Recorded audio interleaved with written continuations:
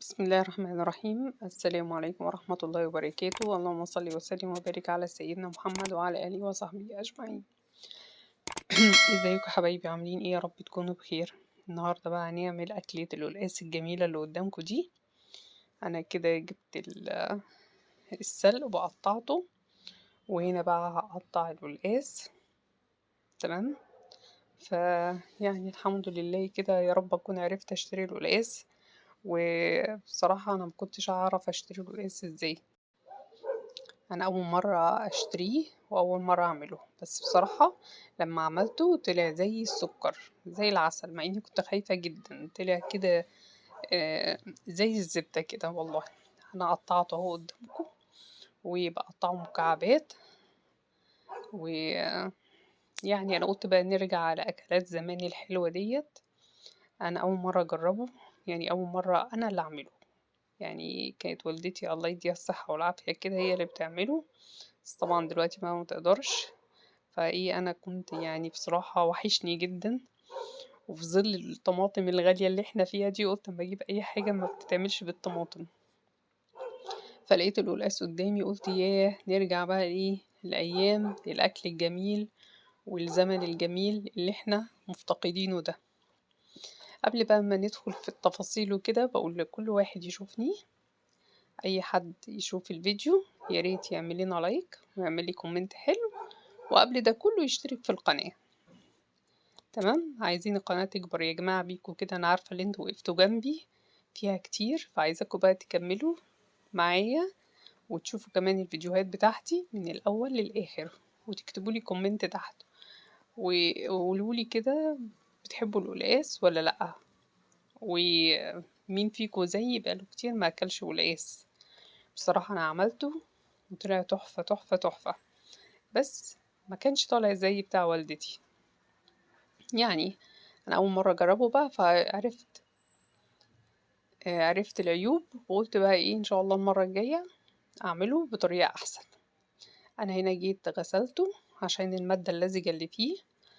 بصوا، انتوا ممكن تغسلوه مية ساقعة، ممكن تغسلوه مية سخنة، مع ان المادة اللزجة اللي فيه دي مادة مفيدة جدا.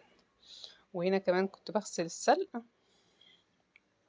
هنا بغسل قطاعة عشان اقطع عليها بقى السلق حتت. ف السلق يا جماعة اتضح ان انتوا مش بتحطوه بالعروق بتاعته، انا للأسف حطيته بالعروق بتاعته، ما كنتش اعرف طبعا. هنا قطعته بقى وجبت صينية. المفروض تجيبوا طاسة يعني، بس انا بقى جبت صينية عشان الطاسة بتاعتي ما كانتش نظيفة وما كنتش فاضية اغسلها. احط فيه حتة سمنة، واحط السلق دي حزمة سلق. السلق هو اللي بيخليه اخضر، لونه اخضر، يعني انا بحبه بالسلق ما بحبوش بالطماطم. اصلا انا جايبها عشان ما اعملش حاجة بالطماطم. طيب. وكمان لو تحبوا تحطوا شوية كزبرة خضرة وشوية شبت على السلق، علشان ايه؟ يديله طعم احسن. فانا هنا حطيت، انا كان عندي شوية كزبرة وشبت في الفريزر، طلعتهم وحطيتهم عليه. وهبتدي بقى احمر السلق على النار، بس تحطوا له حتة سمنة كويسة كده عشان يتحمر. الله يا جماعة على شكل البوتاجاز. البوتاجاز شكله بعد ما اتغسل بقى شكله جميل قوي. يعني ما كتبتوليش بقى المرة اللي فاتت وقلتولي ايه رأيكم في البوتاجاز بتاعي بعد ما غسلته. وبصوا الحيطة اللي جنبيه كمان نورت ازاي. على فكرة ما كنتش بصور عليه اكل كتير علشان كنت مكسوفة جدا ومحروجة من شكله، هو مكان مش نظيف. بس الحمد لله اهو ربنا كرم ونضفته. وهنا بقى ما عنديش طبعا شوربة، جبت شوية مية وحطيت فيها شوية توابل كده، هو ملح وفلفل اسود وشوية توم، وحطيت فيه شوية شبت وكزبرة وحتة سمنة، وهسيبها تغلي. ولما تغلي هسقط القلقاس. وهنا على الناحية التانية العين التانية بحمر السلق مع الشبت والكزبرة. هنا زودت شوية سمنة تاني علشان حسيت ان هي قليلة. طبعا انا مجرية الفيديو علشان ايه ما اطولش عليكم، لان انا طبعا هو خد مني وقت طويل لان انا كنت محتاسة. هنا الشوربة غليت، رحت حطيت القلقاس. مش هاحط الملح غير بعد ما القلقاس يستوي علشان ما ياخدش وقت طويل، الملح بيغيب الأكل في السوا. المفروض إن انتوا تحمروا السلق كويس جدا جدا علشان ما يبقاش فيه أي مية خالص ويتطحن معاكوا بسرعة. الطريقة دي أحلى ما تضربيه في الخلاط، لما بتضربيه في الخلاط بيبقى الخضار بتاعه كده باهت فالأحسن ان انتي تعمليه كده. فطبعا يعني الأكلات الحلوة ديت بتاعت زمان أفيد، يعني مش عايزة أقولكوا فوايد القلقاس عامل ايه. اه والله. هنا بقى كان السلق اتحمر، هو المفروض كان يتحمر أكتر من كده شوية بس أنا يعني عشان أول مرة أعمله مكنتش أعرف.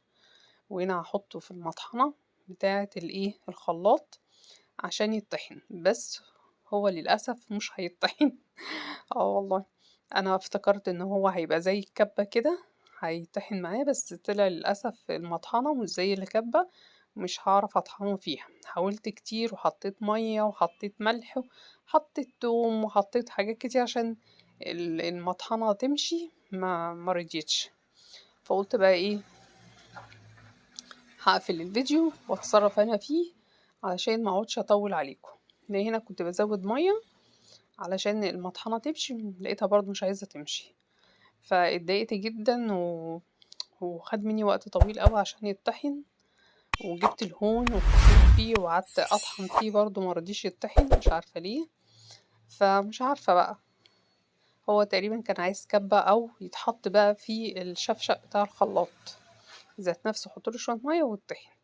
بس هو احسن حاجة ان هو كان يعني يتهرس كده في الحلة او في الطاسة. ليه؟ لما بيتهرس قوي كده بيكون افضل طبعا. هنا بقى كنت يئست منه وقلت بقى خلاص مش مشكلة، هو ما اتطحنش كويس مش مشكلة فهحطه وخلاص. ولقيت هنا القلقاس استوى فحطيته بقى بصراحة وخلاص، يعني هو مكانش مطحون كويس. وكمان انا زي ما قلتلكوا غلطت وحطيت العروق بتاعته. يلا بقى مش مشكلة ان شاء الله ايه، ابقى اعمل تاني واتلاشى العيوب دي. بس كان طعمه حلو والله جدا وكلنا منه كتير وفكرني بأيام زمان بقى وخير زمان كده والأكلات الحلوة بتاعت زمان والله. آه، وعارفين نفسي أكل ايه كمان؟ اه والله، نفسي أكل حاجة تانية خضرة برضو بس مش هقولكوا عليها ايه، يمكن أعملها وأبقى أعملها لكم فيديو. عايزين نرجع كده لأكلات زمان الحلوة دي اللي احنا محرومين منها وبقينا ناكل الأكلات اللي هي اللي ما فيهاش أي صحة ولا أي عافية خالص. ويا ريت تعودوا ولادكم والله من صغرهم إن هم ياكلوا الأكلات دي. انتوا عارفين القلقاس دوت حلو قوي للجهاز الهضمي وللإمساك و... وللقولون، وفي فيتامينز وفي حديد وفي فيتامين سي. والله بجد يعني ممتاز، يعني مليان فيتامينات وفي ألياف، يعني الناس اللي عندها إمساك لو كلته الإمساك ده هيروح، والألياف اللي فيه هتخلي الأمعاء تشتغل. فبصراحة حلو جدا جدا جدا. كمان بيظبط السكر في الدم، بالرغم ان هو فيه كمية من النشويات بس الألياف اللي فيه عشان أكتر بيبقى حلو قوي. هنا كان خلاص بقى قرب يستوي وهطفي عليه وهدوقه. فيا ريت يا جماعة تتفرجوا على الفيديو من أوله لآخره، تحطوا لنا لايك وتحطوا لنا اشتراك في القناة ما تنسوش، واكتبوا لي كده تحت كده في الكومنتات. يا رب كده يكون الفيديو عجبكم واستفدتوا منه وفكرتكم بأكلات زمان الحلوة، وإن شاء الله أعمل لكم أكلة تانية حلوة من أكلات زمان برضو هفكركم بأكلات زمان. هنا بقى خلاص كنت باخد معلقتين كده دوقهم وهدوق وهقول لكم بقى السلام عليكم ورحمة الله وبركاته، واشوفكم في فيديو جديد.